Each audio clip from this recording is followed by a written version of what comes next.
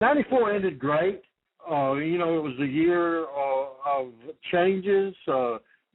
Jeff Jarrett left to go to at the end of '93 to go to the WWE. Jerry Lawler when he started working for WWE and was hosting Monday Night Raw by that point.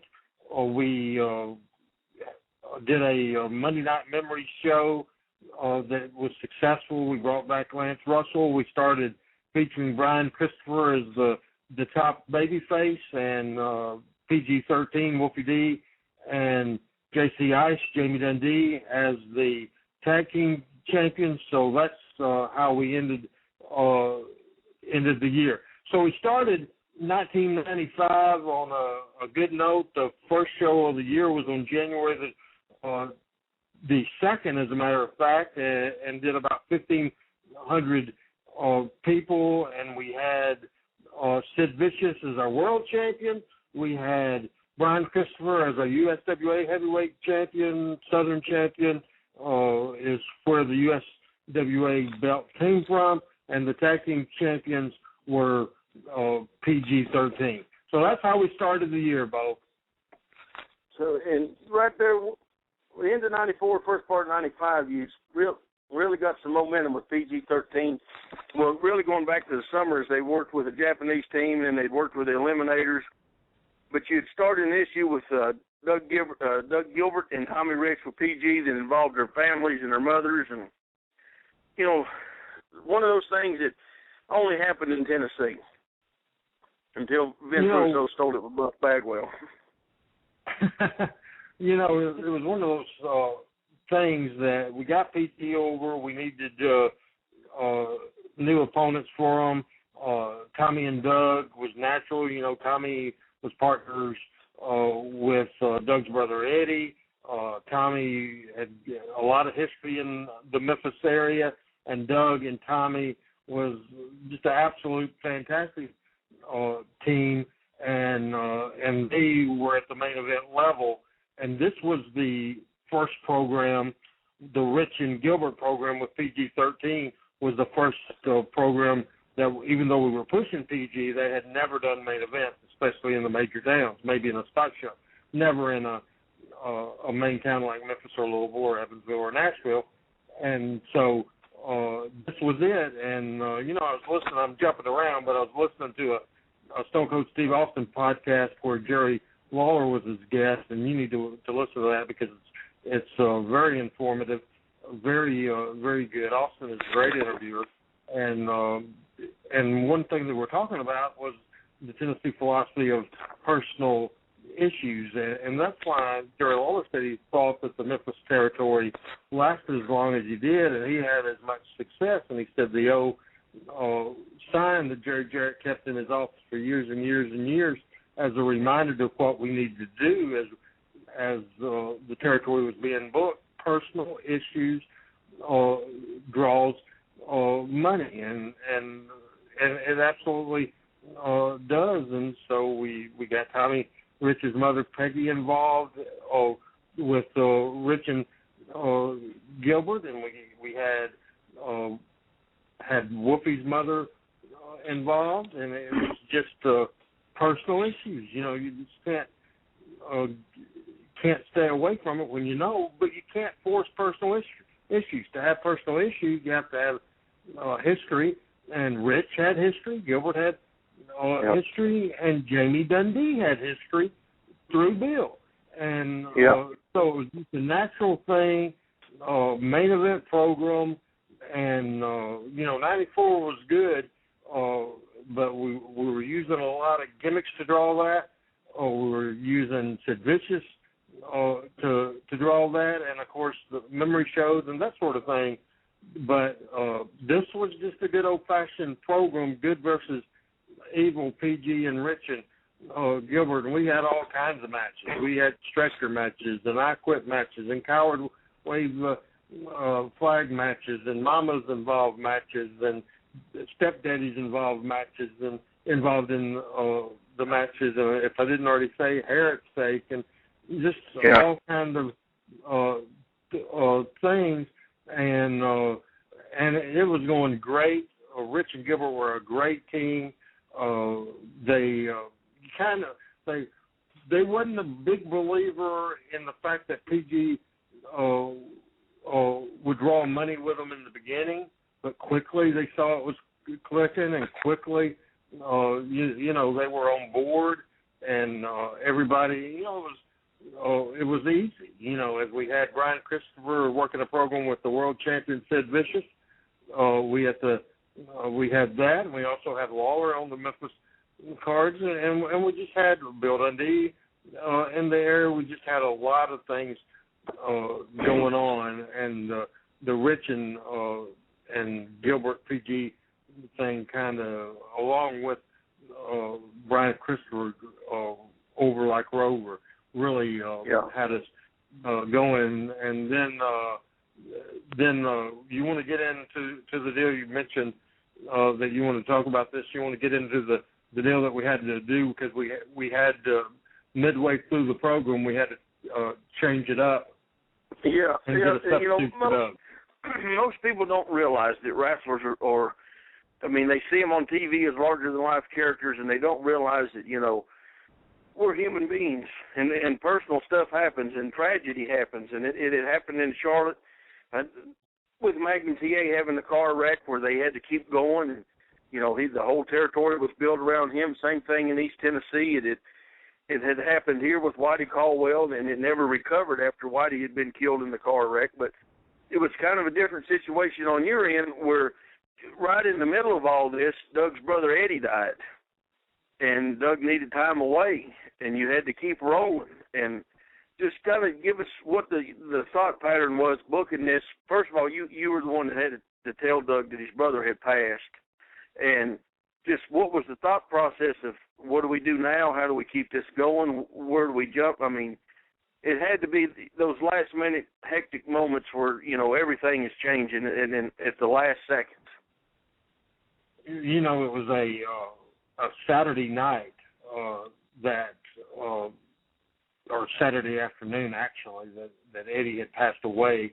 And, I had become real close to Doug, to Doug, because honestly,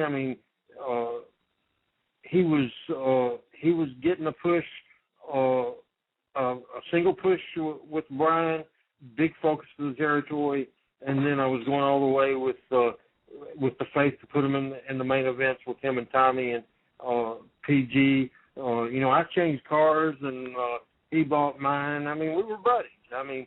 We really were, and people, because of later on, kind of think that Doug and I were enemies, and that's not the case. I felt bad for Doug. One of my first favorite wrestlers was Tommy Gilbert. The whole territory was devastated because it might sound cornball, and I really don't care if it does, and it's cliche, but we were family, and we were in those days, no doubt about it. So it was just tough. The main fault was the Gilbert family and Doug, and everybody was grieving, from Jerry Lawler to Brian, to me, to Eddie Marlin.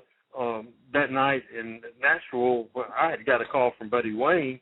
Ken was over in Puerto Rico, called his dad, and Buddy called me on my cell phone, and I was headed to Nashville. And then when Eddie got there, Eddie Marlin, he ended up, the hardest thing he's ever had to do, his old tag team partner and old friend, he had to make that call. And as hard as it was to do over the phone, or to Doug personally, it was eye to eye, and you could touch him and hug him and that sort of thing. I think what Eddie had to do was harder than what I had to do, even though at the time it was one of the hardest things I ever had to do. And Doug at that point was upset, but the professional that he was, he wanted to stay and do the match, but we advised him against that. And I didn't remember this, but I talked to Doug this past Saturday, and we had the spellbinder, Harry Del Rios, driving back to Lexington, so he wouldn't have to drive by himself. So the first part of it was the personal stuff and getting to the funeral and that sort of thing. And we just really didn't change the actual program, what we were doing with the program. We just put your old friend, Gorgeous George III. What's his name? Rob Gillum. Bless his Rob heart. the Eagle. Yeah. Bless his heart. That's exactly right. First feature program for him, and the story or the angle. Now you'll slap me in the face. I said the word story. You'll think I'm a WWE or WCW or TNA writer, but the angle was strong enough, Bo, where George did fine with it, and we kept it up to Doug came back. But it was certainly a sad situation, and I'm trying to scroll down here to get a return date on Doug, but we gave Doug I'm thinking he came right. He came back right before the second Memories, wasn't it? Or was he gone that long? Well, I'm seeing here on March the 6th, we did the deal. It was the semifinal match was Bill Dundee, Jerry Lawler, and Brian Christopher in a triple threat double elimination match, and the main event was Tommy Rich, Gorgeous George III against PG in a hair versus hair match with Rich pinning Wolfie in that match. And if memory serves me correct, we had Doug come back that night to be involved in the finish of that to cause Wolfie to lose his hair. And the next match, the next week we came back with PG against Doug and Tommy in a steel cage match, and Gorgeous George III was on the second match of the card that night against Chris Canyon. Scott Studd was in the opening match of that show. So by that point, Doug was back. The 13th of March was his first match back. Okay. So let's. Here was one of the big stories in 1995, and I asked you this a few weeks ago. Billy Jack Haynes, huge star in the 80s. You couldn't see a wrestling magazine from probably end of 82 to beginning of 86 without him on the cover of it. It was, the Rock and Roll Express, Billy Jack Haynes, Kerry Von Erich. They were on every wrestling magazine cover through that time, it seems. And then he went to Crockett, and then he went to New York and had trouble, and he just kind of seemed to disappear for a lot of years. And he came back with a short run in Atlanta and disappeared again, and then he shows up on Memphis TV the week before the second Memphis Memories. Where in the world had he been, and how did he end up in Memphis?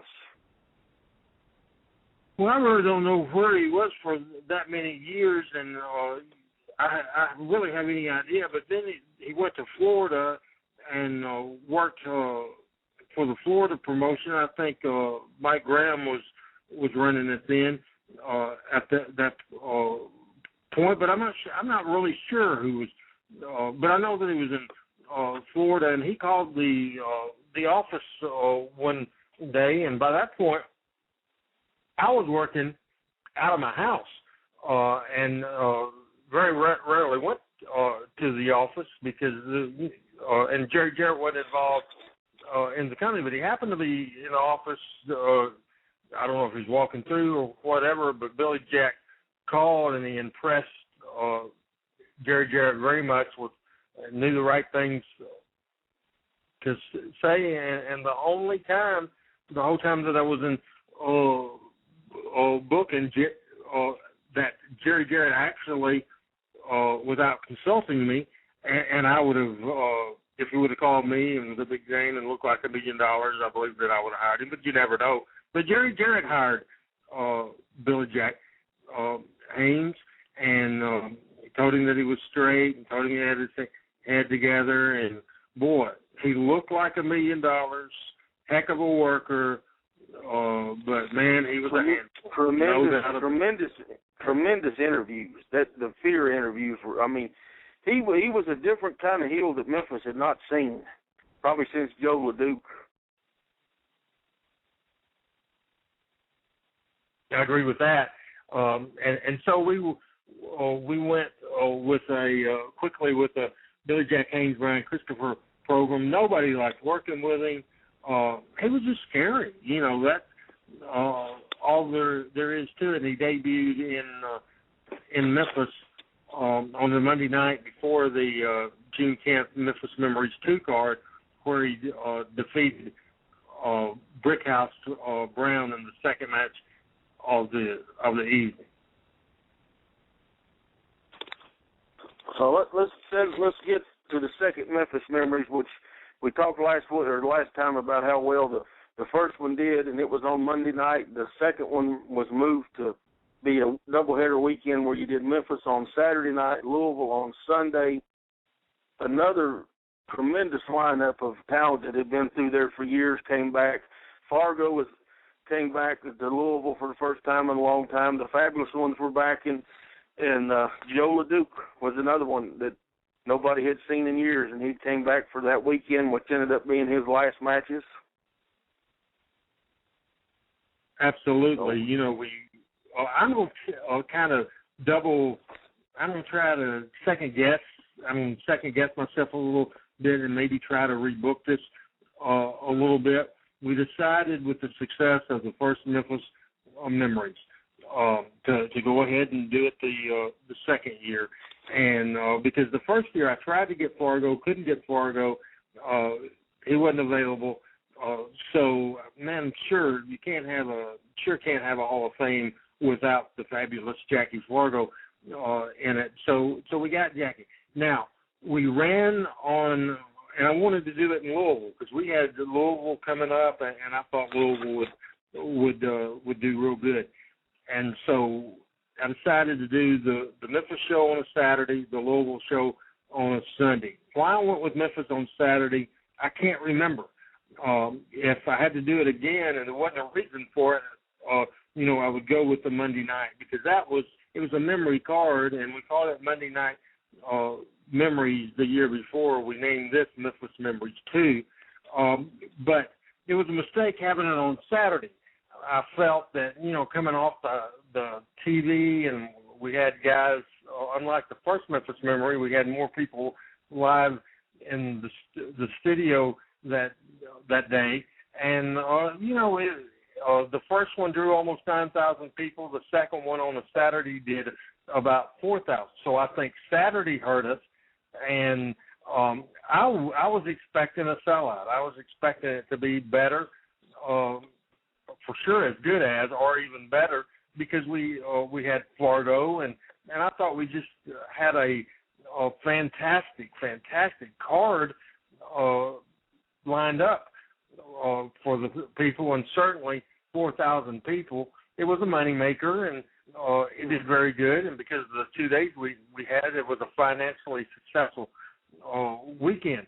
But I wish we'd have had it on Monday, and then we went with a tag team tournament. And normally tag team tournaments didn't draw. There was some exceptions to the rule that back in 84, I think, were very successful. And I might be wrong on the year tag team tournament that had some Jimmy Valiant and Jerry Lawler won. Would you know the year for that? Yeah, that was 84, and they went to Japan.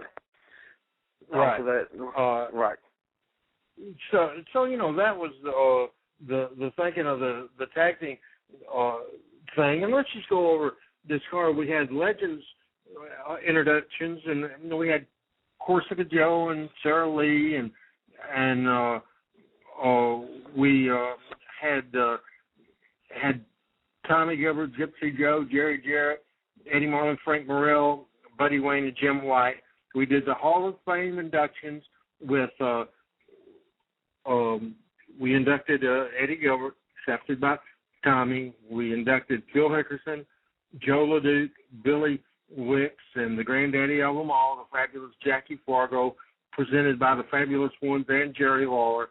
And that was all just fantastic. So that was our legends. We also had Bob Armstrong as one of the legends, and he was also in the fourth match of the third match of the evening, I believe, where he defeated Gypsy Joe in a legend match on the show in 2 minutes and 30 seconds. Then we had Bill Jack Haynes defeating Brickhouse Brown in 3 minutes and 41 seconds. Then we jump into the tag team tournament. The first round of the tournament was Tommy Rich and Doug Gilbert defeating Bill Dundee and Brian Christopher.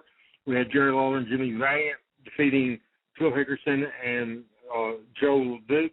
We had the Moondogs defeating PG-13.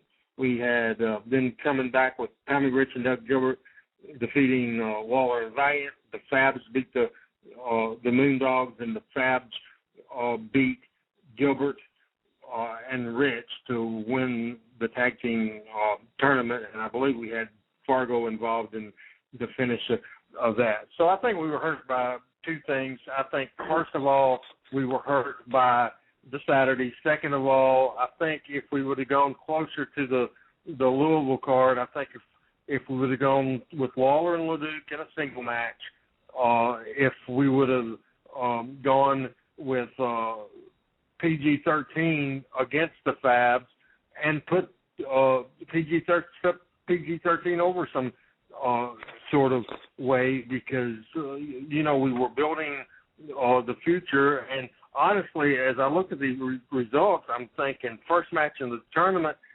PG-13 were defeated by the Moondogs, part-timers in the territory, even though they had great things. I think I just wanted to go with the Fabs Moondog match, but I beat the top babyface team, and I'm second guessing myself, because we had great momentum coming out of that Louisville show. But if the PG would have got wins over every team in that tournament, or went undefeated, and then the next night beat the Rock and Roll Express, it would have been tremendous. So that gets us through the Saturday night, and then before we get to Louisville, another debut of the Memphis Memory 2 that would become a fixture of Memphis for the next several years, and now he's a big fixture in your hometown of Jonesboro, Arkansas, was Brandon Baxter. Absolutely. Let's tell that story. Have you ever heard this story about how I booked him? The only thing I knew about Brandon before I met him there that weekend was I saw him on the Dallas TV doing the Team Beat interviews for Global. That was the only thing I knew about him. Well, this is a real funny story, and he is a fixture in radio in Jonesboro, and for years and years. I have a tremendous relationship with him, father figure, big brother figure, mentor, that sort of thing. He's also helped me, a couple of years ago when my mother passed away. He was right there, tremendous shoulder to lean on. But this is how the deal happened. We went up before this, several weeks before the Memory show. PG-13 went to work for Cornette on a Friday night in Knoxville, and I went with them. And Wolfie I forgot who was driving, but it was a Friday, and I had a lot of work to do. So I was in the back seat, briefcase opening, and that was the office those days, the back seat of the car with the briefcase out, no laptops or anything like that, pen and paper, and you're going. Well, I got the TV done, all the stuff that I had to do, so I started going through the mail that I had picked up when I went by the office, because every Friday you have to go to the office, and the videotapes that we would play on TV Saturday, Randy West would edit them and leave them at the office, and I'd pick them up. Anyway, I got the mail. So always people sent in stuff, and so I opened up, and here was Brandon, looked about 13, hair down, biggest sissy-looking person in the world. And to be honest with you, I mean, we were all fired up, and besides working, I was drinking. You know how it was in those days, partying, having a heck of a time, and to get a pop out of PG, I said, look at this goofball, look at him. Did he think he's in the wrestling business? I hadn't had a clue that he'd done TV for Global or whatever. So they're driving about 90 miles an hour down the road, and I roll down the window, and literally I throw his darn picture out the window. And we laughed, and I didn't think about it again to that weekend. And at that point, I think I was still living in Jonesboro at the time, or maybe I just went home. I just know that in Jonesboro. Yeah, let me stop you 1 second. If you're listening live, we're getting ready to go off the live portion, but you can come back and listen to the archives for the last 15 minutes. Go ahead, Randy. Okay, are we off live? No, we're off live. But yeah, but we're still on the archives.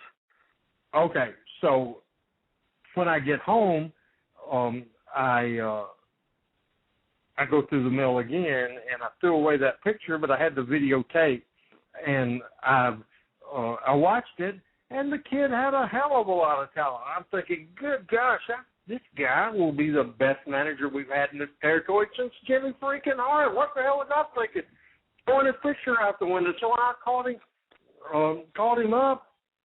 He called me back, and I said, hey, man, here's the deal. Said, if you can, we got a big weekend coming up with Memphis Memories. We'll put you on TV and book you the Saturday and the Sunday big shows, and we'll see how it goes. And that was the only promise he got from me. We'll see how it goes. He did a fantastic job, just a tremendous job. And so, you know, the day after he graduated from high school was when he came in for that Memphis show, and the rest is history, because the young man did great in the Power Pro days as my right-hand guy and the booking and that sort of thing, and is the voice of Jonesboro radio, and a little jealous that more people know who he is than me in my hometown. What the hell's wrong with that picture?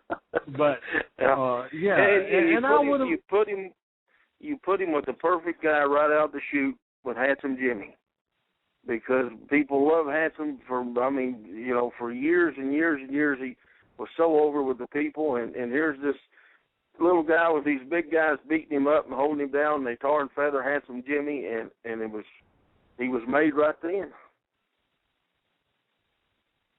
Right, absolutely. And you know, we did tar and feather and spankings and said power bombs and all that, and I warned him. I think I told you this on the phone. I said, now, I know what I'm doing. I said, you don't have to trust me. I know what I'm doing. I'm getting the people talking about you. I said it's the same thing they did with Hart, that there's nothing worse than a big sissy that runs his mouth, get beat up, but still comes back for more and still thinking he's tough. I said, I will get you over, and you will have heat, but the boys will come to you and saying that I'm killing you off and nice to know you and messing with you and that sort of thing. And they did, but he didn't get discouraged because, you know, I laid it out. I told him what I was doing, thought it would work, and it did work. Yeah. So let's go into Sunday night in Louisville, 25th anniversary of wrestling at the Louisville Gardens. Another tremendous Legends lineup and great matches, all from, you know, you had the great undercard and then the match that everybody left there talking about, rock and roll and PG-13. Absolutely, and this is the deal. I was real proud of this Louisville card. We did it on a Sunday, and we did about $30,000 for that card. It was the biggest house in Louisville in years and years and years. As I'm looking at this card, I'm going to read you a match, the opening match of of the card, which I don't even remember watching. Probably didn't watch. I must have been on drugs, but I don't think I was during those time period. But who knows? I almost had to have been on something to book this match, the opening match of the night. And I want you to visualize this, Bo. I want you to be alert. I was want there. You to get I your was there, mind and I have it on focused. video. Gorgeous George III against Mario. What the hell was I thinking? I don't know. It was quick. It was less than a minute. Oh my goodness! I mean, I cannot imagine that. But we won't get into that because I can tell you know where I could go with this, something recent, but we won't go there. Gorgeous George III and Mario in the opening match on the card. We had just talked about Mario. I'd asked what was going on with him earlier in the day, and then during I read these results, and there he was. Yeah. I think you're not going to talk on that one, are you? There, Bo? No, we're going to keep rolling. See, I'm trying to build Dundee like he did with that Michael, right? I'm trying to build Dundee. Anyway, the second match of the night was Miss. You're not falling for it, are you? No. Miss Texas and Debbie Combs was the second match on the card. Buddy Landell and Tracy Smothers was the third match, and I'm sure that was a hell of a match. Then Billy Travis and Brick House Brown. Smoky Mountain title, and I'm sure that was a great match. Then Billy Jack debuted against Brickhouse Brown, and then came what I think everybody felt was the match of the night. I sat back in the back bleachers that was roped off for the boys with Jerry Jarrett, and remember Jarrett hadn't been around in a while, and he certainly hadn't been to Louisville. And when that music hit, and Louisville and Nashville both was a PG-13 town, even a lot more than Memphis. But they were over in Louisville, and when PG, do you remember what a they got up on they danced out through there, got up on the risers and danced, and the people was dancing with them, and that was my first time of seeing them. Was there, and I just made a copy of this for Ricky Morton not long ago and watched it, and that match it's as good now as it was then. I mean, I hadn't watched it in years, and I watched it when I made Ricky the copy, and I mean they tore the house down. Tore the house down, and when PG came up, Jerry Jarrett said to me, he said, "What in the hell have you done?" I said, "What do you mean?" He said, "Did you hear that pop?" I said, "Yes, sir." He said they were underneath Hill Team when I was booking this. I said, "Not no more." He said, "I see that." But the whole thing in that match, and I probably laid that out with input from Wolfie on the finish of the match because there's several things. And you know how detailed Jim Cornette is, right? On finishes. I almost wrote a book on that, and when they came in, I don't think I've done this before, as much detail or hints. I had it all typed out and printed out and called them into the office room, handed them all a piece of paper because I knew first go around they wasn't going to remember it. And it was a hell of a finish, and we just needed to establish that rock and roll was the established team. PG was the young team trying to knock them off, and when it looked like they were knocking them off, then R&R started cheating a little bit, and then we ended up slipping PG over, and that was the whole idea, to give PG a win. And then I had asked Cornette just a few days before, I said, "Hey, can I get a few more dates and I'll work a return?" And they weren't available a lot because we had to work around their schedule, doing their TV, so it was pretty hard, but we were able to do it. So I had to finish for 2 weeks, but the afterbirth is what we added, and then that ended up leading into the Smoky Mountain USWA feud, which, invasion angles are great if done right, and we've seen them fail, and we've seen them done horrible. You just have we've seen them last too long. Invading, and the people invading, you just have, they have to gain a little control. They got to get the home team down. the home team has to be in jeopardy, and a lot of promotions have been scared to do that. We weren't, and it was successful. But to go right on to the rest of that card, we had the Fabs against Rich and Gilbert, Lawler against Leduc. We did the Parade of Champions with all the legends. Then we did the Best of Louisville match, which was similar to the Best of Memphis elimination match we did the year before. And do you know who won the thing? Was it Brian? Brian Christopher. Because Brian won my thinking on that, Waller was on the card and that sort of thing, but I knew that Brian was the top single baby face every week there, and we wanted to feature him, and so we did. And for you, so it was. They presented him the trophy. Billy Jack came out, broke the trophy over Brian's head, and they started what was going to seem like a long run through the summer. And Billy had a lot of heat when he let it was like we talked about earlier. He was the first real scary killer heel that Memphis had seen in many years. And if you remember, one thing that cut that off is that Brian got hurt in Memphis. Yeah, and I want to get into that. Was it his knee or his shoulder? His shoulder. He broke his shoulder blade.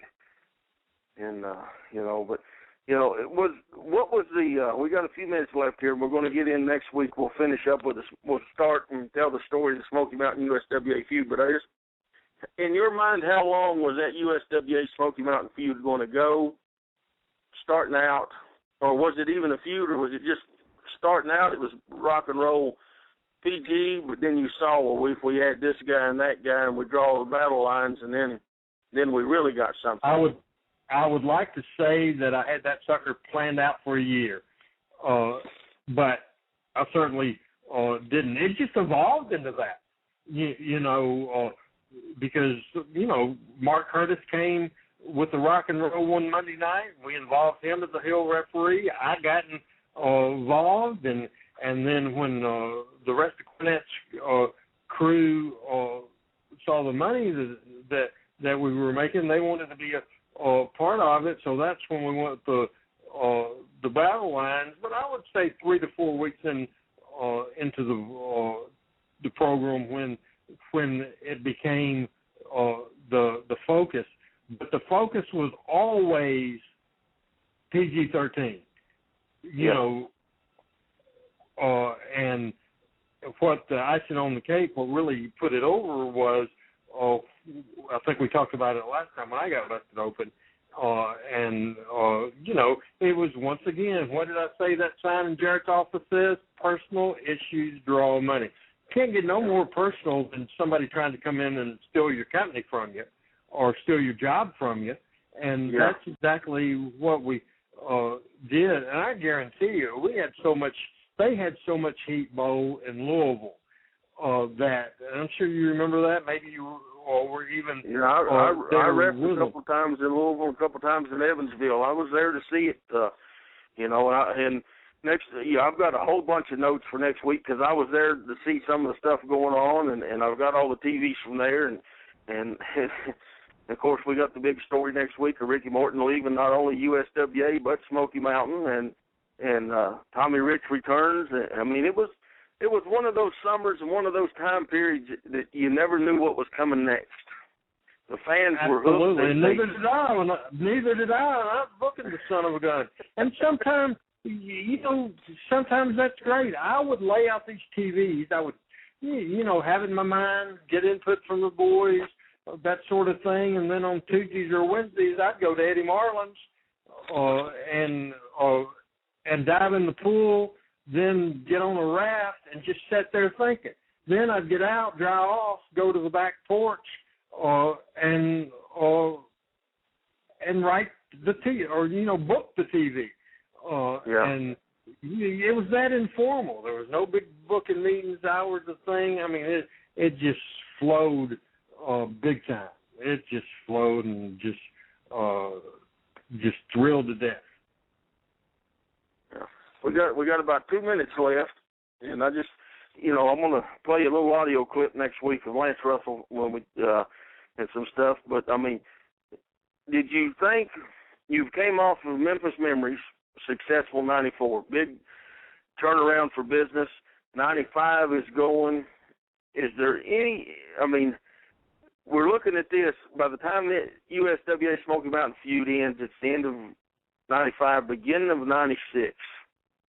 And in less than 18 months, the territory's gone. Right. Could you ever imagine that was coming? I mean, in your wildest dreams, could you ever imagine that was coming? No, absolutely not. 94 was good. Felt 95, on the way to being better. And in 96, I'm thinking, man, this Memphis Memories 3 and Louisville 3, and maybe we'll do it in Nashville. We are rocking and rolling this sucker. PG and Brian will be hot, and we'll have more hills, and, man, this will be amazing. And the bottom fell out.